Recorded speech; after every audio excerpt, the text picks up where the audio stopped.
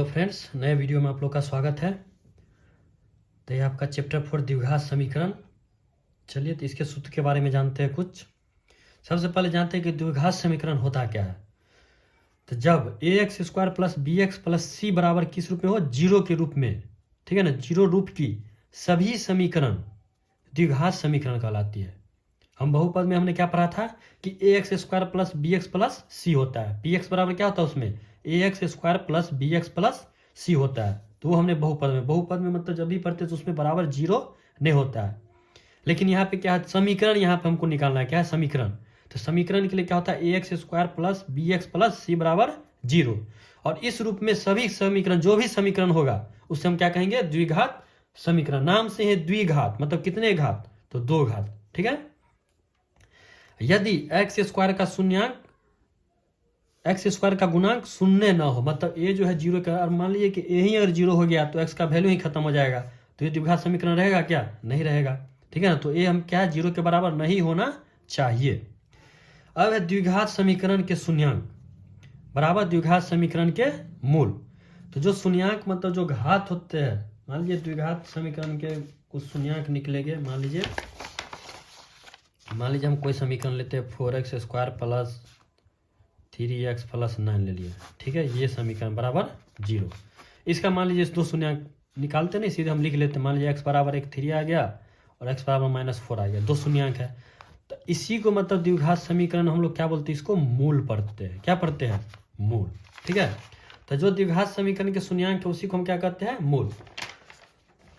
तो मतलब जब हम लोग बहुपद पढ़ रहे थे तो उसमें क्या निकालते थे, शून्यंक निकालते थे ना। और वही इसी में क्या कहलाता है, उसे हम मूल कहते हैं, जो द्विघात समीकरण में। तो द्विघात समीकरण को हल करने की विधियां, इसकी तीन विधि है। कितने विधि है? तीन विधि है। पहला है गुणनखंड विधि। तो गुणनखंड विधि में क्या करते हैं, हम बीच वाले जो होते हैं समीकरण में, बीच वाले को तोड़ते हैं। मान लीजिए कि कोई आपका समीकरण हो गया,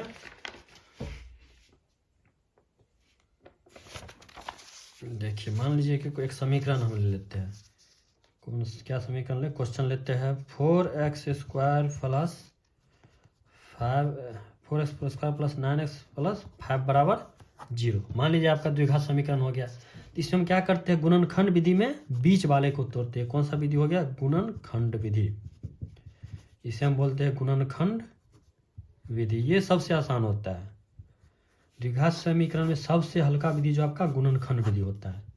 लेकिन एग्जाम में आपको गुणनखंड विधि बोले तभी उससे करना, नहीं तो दूसरा विधि दिया है तो उससे करना होगा। ठीक है, वो भी हम बताते हैं।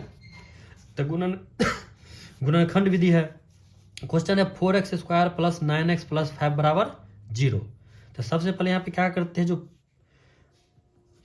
पहला a है और लास्ट में क्या है, c आपका, इस दोनों को पहले क्या करते हैं, मल्टीप्लाई करते हैं। तब 4 × 5 करेंगे, कितना हो गया 20। अब मल्टीप्लाई पहला पद और लास्ट पद, इन दोनों को मल्टीप्लाई करने के बाद कितना है 20। और उसके बाद उसका हम एलसीएम करते हैं। एलसीएम करते हैं 2 × 10 = 20, 2 × 5 = 10। अभी दोनों को या तो जोड़ के या घटा के हमको कितना पुराना है, बीच में 9 लाना है। तो ध्यान दीजिए, 2 × 2 = 4, तो 5 और 4, 5 4 कितना हो गया, 9 हो गया। तो अब लिख सकते हैं कि 4x स्क्वायर प्लस कितना है 5x और प्लस 4x और प्लस 5 बराबर जीरो। देखिए ना, बीच वाले को सिर्फ क्या है, तोड़ दिया जाता है। ठीक है ना, ये ध्यान रखिएगा कि पहला पद और अंतिम पद को पहले मल्टीप्लाई करते हैं, जितना आएगा उसका क्या निकालते हैं, एलसीएम। और एलसीएम आने के बाद तब बीच वाले संख्या को तोड़ा जाता है, या तो घटा के या जोड़ के। तो जब यहाँ हमको जोड़ने से पूरा 5 और 2 दूना 4, तो 5 4 कितना हो रहा है, 9। इसीलिए हम यहाँ पे 5x प्लस 4x तोड़ दिए इसको। अब देखिए यहाँ पे क्या कॉमन है, तो दोनों में, इसमें x इसमें x है, तो x कॉमन है, तो x कॉमन ले लीजिए। तो ब्रैकेट कितना बचेगा यहाँ 4x प्लस, इसमें से x चला गया तो बचा 5 प्लस, इसमें क्या कॉमन है, तो कॉमन कुछ नहीं है, तो यहाँ पे एक कॉमन ले लीजिएगा, ले सकते हैं, क्योंकि एक से मल्टीप्लाई करने पर कोई फर्क नहीं पड़ेगा। तो 4x प्लस 5। अब देखिए, तो एक हो गया x प्लस 1, x प्लस 1 और दूसरा देखिए। दोनों आपका समीकरण कब सही होगा गुणनखंड विधि वाला, जब दोनों ये जो है समान हो तभी। ये नहीं इसमें 4x प्लस 5 हो गया, यहाँ 4x माइनस 9 आ जाए तो फिर गलत हो जाएगा, तो फिर कहीं गलती होगी। और दूसरा क्या आ गया 4x प्लस 5, तो 2 निकल गया। एक हो गया x प्लस 1, एक 4x प्लस 5, तो इसको लिख सकते हैं। तो x प्लस 1 है तो x बराबर -1। इसका लिख सकते हैं 4x प्लस 5 बराबर 0 है। जब 4x बराबर 5 तो x बराबर 5 बट्टा कितना 4, तो 2 निकल गया। इसी को हम लोग मतलब बहुपद में शून्यांक बोलते हैं और द्विघात समीकरण में इसी को मूल कहा जाता है। क्या कहा जाता है? ये कितने मूल हो गए? 2। एक हो गया -1, दूसरा 5 बट्टा 4। अब आगे इसी में देखते हैं दूसरा विधि है पूर्ण वर्ग बनाने की विधि। तो मतलब द्विघात समीकरण की जो सबसे लंबी विधि है ये है पूर्ण वर्ग बनाने की विधि। इसका ज़्यादा चर्चा नहीं किया था, इसे बुक में आपको दिया गया होगा तो उसके एक बार रिविजन कर लीजिएगा। तीसरा सूत्र है जो गुणनखंड विधि के बाद जो इंपॉर्टेंट बहुत महत्वपूर्ण है, द्विघाती सूत्र या श्रीधराचार्य सूत्र हम इसे कहते हैं। ठीक है, तो मान लीजिए कोई समीकरण इसमें वही द्विघात समीकरण को दिया हो ax² plus bx plus c बराबर 0, तो उसमें x का हल होता है -b plus minus √b² minus 4ac बट्टा 2a। तो जहाँ पर b² माइनस 4ac, देखिए b² माइनस 4ac बराबर होता है d। ठीक है, d बराबर क्या होता है? b² माइनस 4ac, जिसको हम लोग बोलते हैं d को बोला था विविक्तर। क्या बोलते हैं? विविक्तर पढ़ते इसे। क्या करते हैं? विविक्तर। तो इसका सूत्र जैसे मतलब क्या है यहाँ पे कि x बराबर प्लस माइनस क्या प्लस माइनस x बराबर -b plus minus √b² minus 4ac बट्टा कितना है 2a। इसको हम लिख सकते हैं कि -b प्लस माइनस √, क्या लिख सकते हैं? b² माइनस 4ac क्या लिख सकते हैं? d। तो d बट्टा 2a। अब पहले आप d का मान निकाल लीजिए और d जब निकाल लिए b² माइनस 4ac तो यहाँ पे d का मान पुट करके इसको हल कीजिएगा तो आपको मूल निकल जाएंगे। तो भाई जब भी पूछा जाए कि क्वेश्चन दे दिया कि विविक्तर क्या है, ऑप्शन में दे दिया, तो जहाँ पे b² माइनस 4ac रहे या d दिया रहे तो दोनों ही को क्या कहते हैं हम लोग? विविक्तर ही होते हैं। ठीक है, अब तीसरा नंबर में है मूलों की प्रकृति। तो दो भिन्न वास्तविक हल होंगे यदि, तो यहाँ पे आपको मूल मतलब जो हल होंगे तो दो भिन्न वास्तविक हल होंगे। भिन्न वास्तविक हल का मतलब हो गया एक निगेटिव होगा दूसरा पॉजिटिव, मतलब एक धनात्मक होगा दूसरा ऋणात्मक हो गया।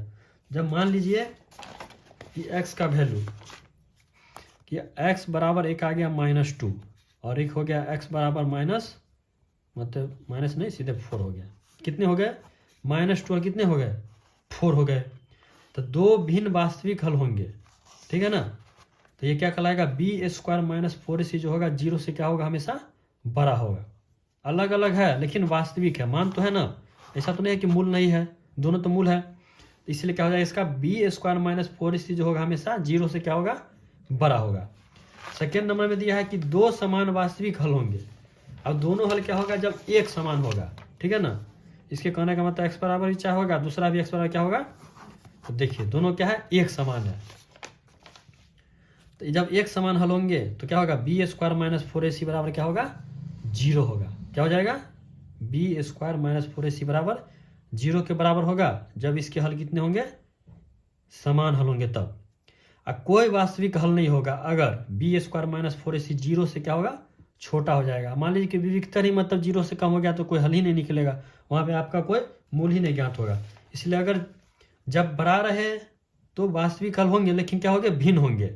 जब दो समान वास्तविक हल होने का संकेत होगा तब क्या होगा? 0 के मतलब विविक्तर जो होगा 0 के बराबर होगा। और जब विविक्तर 0 से अगर छोटा दे दे तो समझ जाएगा उसका कोई हल नहीं होगा। तो इसी के साथ इस वीडियो को हम समाप्त करते हैं, मिलते हैं नेक्स्ट वीडियो में। तो बार बार हम कह रहे हैं कि आप लोग का एग्जाम नज़दीक है तो इस वीडियो को देख देख के आप रिवीजन कर सकते हैं और साथ में अपना बुक भी करते रहे और साथ में इसके बाद कुछ इंपॉर्टेंट क्वेश्चन भी हम लाएंगे। मिलते हैं नए वीडियो में। धन्यवाद।